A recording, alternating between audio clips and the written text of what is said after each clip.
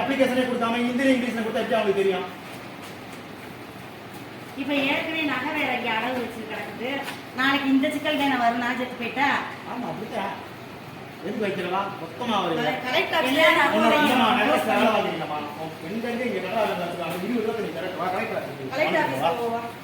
அங்க போய் இது எதுனாலும் பிரச்சனை பண்ணிக்கலாம்.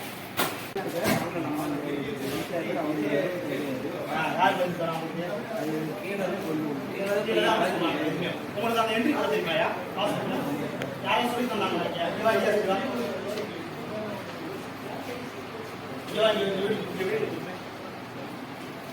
இப்ப இது இறந்த